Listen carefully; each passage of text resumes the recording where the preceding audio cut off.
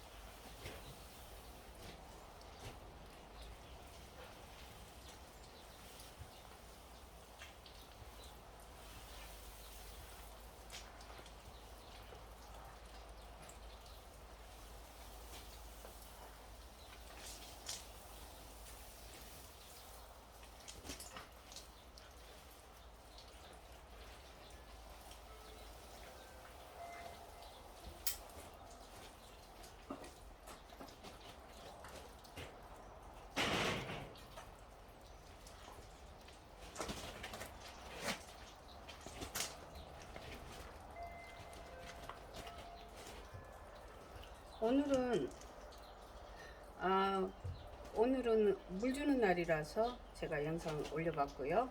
대부분 초보자분들이 물 주는 시기를 많이 전화로 상담을 해요. 근데 물 주는 시기는 제가 언젠가 한번 영상에 올렸을 거예요. 집집마다 다르기 때문에 지상 난실이 있고 옥상 난실이 있고 아파트에 있고 상가도 있고 난실마다 다르기 때문에 물 주는 시기가 다 각자 다르다, 그렇게 말씀을 드렸는데, 그래도 며칠에 한 번씩 주느냐 그리고 물어본 분들이 많이 있는데, 저는 지금 지상 난실을 이렇게 보시다시피 갖고 있어서 통풍이 아주 잘 됩니다. 아직까지 한여름에도 지금 8도 정도 가고 있고요. 아직은 이제 봄이다 보니까. 근데 이제 물 주는 시기를 맞추려면은 이렇게 빈 분에다가 난석을 이렇게 채워놓고 물을 한번 주시고, 나중에 물 주는 시기를 언제 줘야 될까 싶을 때는 이렇게 털어보면 됩니다. 난석을 이렇게 털어와서 난색이 다 말랐다 싶으면은 저 밑에 기부 쪽에 조금 남기고 남았다 싶으면은 물을 줘야 되겠죠. 그게 답입니다. 뭐 어떤 분들은 영상에서 4일에 한 번씩 줘라, 3일에 한 번씩 줘라, 이틀에 한 번씩 줘라 그러는데, 그거는 답이 아닙니다. 답이 아니고, 그분들 얘기 듣고 그분들에 맞춰서 하다 보면은 그 난실 환경에 따라 다 다르기 때문에 실패하는 경우가 굉장히 많아요. 왜 그냐, 물을 너무 많이 줘서 이 뿌리에 물기가 마르지도 않고 막 촉촉해 있는 상태다 계속 이틀에 물을 한 번씩 줘버리면, 요즘 신화철이라 막 대부분 이틀에 한 번, 하루에 한 번씩 물을 준다고들 하는데, 그분들은 어떻게 이제 선풍기를 계속 돌려서 말려서 하고 있는지는 모르겠지만, 물을 너무 자주 주면은 뿌리가 가버립니다. 물론 이제 신화를 통통하게 잘 받기 위해서 물 관리도 최고 중요하죠. 근데 물을 마르지도 않는 상태에서 자꾸 물을 주면은 어떻게 되겠습니까? 뿌리가 썩겠죠. 빈가게 이렇게 만져보면 물이 픽픽 나옵니다. 그거는 물을 너무 자주 줘서 막 곰팡이병이든 뭐 그런 게 오는 거고요. 물이 너무 자주 주고 통풍이 안 되면 그런 병이 많이 오잖아요. 근데 이제 농약 같은 거, 뭐 영양제나 비료나 살균제나 살충제나 탄저약이나 그런 것들은 이제 일단 물 관리부터 잘 하시고 나서, 그건 기본이잖아요. 그건 기본이죠.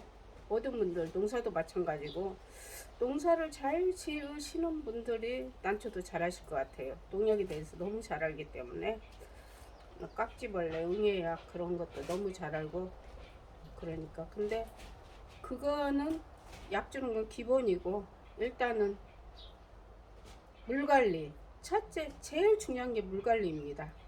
물관리가 제일 중요하고요.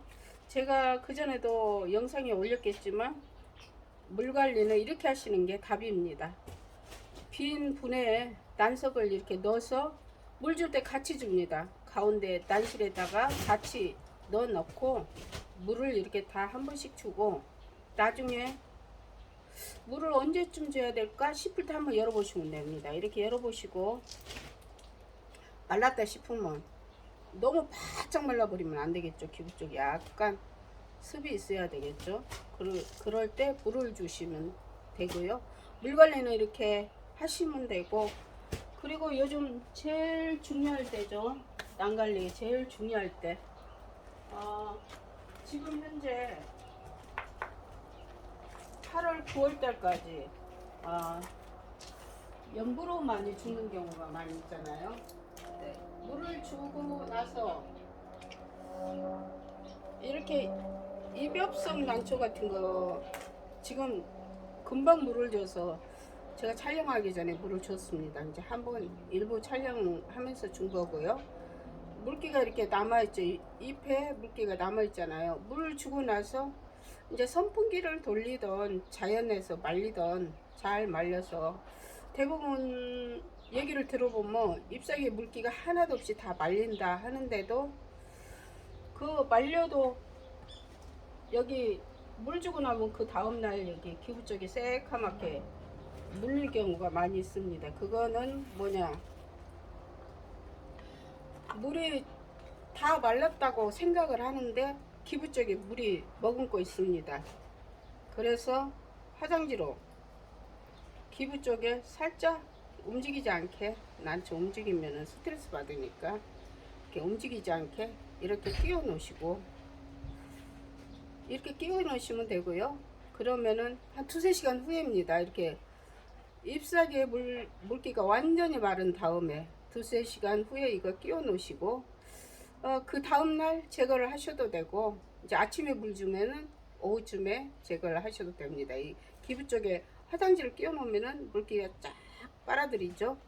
그러면은 이제 여기가 기부 쪽에 물러서 또렇게 물러가지고 다음날 보면 이렇게 쏙 빼면 빠지잖아요. 그런 거 물이 고임 현상입니다. 이게 그러니까 이런 식으로 하시고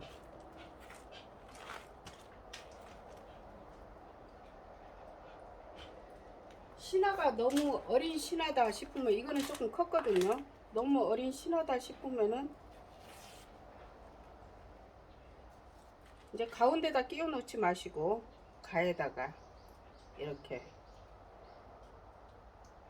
화장지를 눌러만 줘도 자기네들이 가운데 송잎장까지 다 물기를 빨아 머금고 있는 것을 다 빨아들입니다.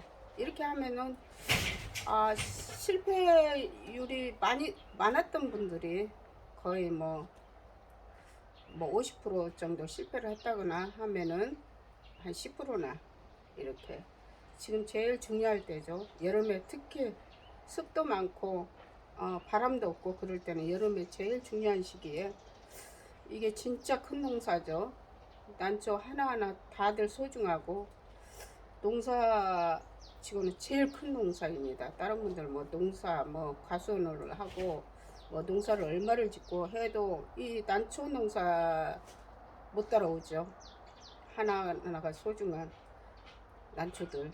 그러니까 물 관리 잘 하시고 아무래도 난초에 정성을 많이 들이면은 실패율이 별로 없겠죠. 우리 같은 사람들도 거의 30년 가까이를 했지만 실패를 안 할 수는 없어요. 여름이나 가을에 안 죽일 수는 없습니다. 그러니까 이제 양이 준다는 것 뿐이지 남들 한 30~40개 갔을 때 우리는 5개, 6개 간다든가 전혀 100% 안 죽이고 키우기는 힘들어요. 이게 한두 분 키우는 것도 아니고 저희도 난초는 얼마 안 되지만 지금 만 계산해 보니까 1,300~400분 됩니다. 옛날 같으면 막 2천 몇백 분 갖고 있었는데 지금은 난값이 하락해서 많이 처분하고 지금 많이 준다고 줄였는데도 그렇게 되고요.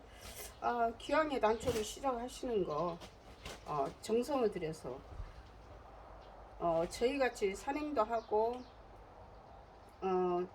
난초를 제 것만 다 취급은 안 씁니다. 저도 구입도 하고 그러는데 이게 하나하나가 다 소중한 난초들이잖아요. 기왕에 구입하신 거 정성 들여서 아무래도 난초 하나하나에 정성을 들이다 보면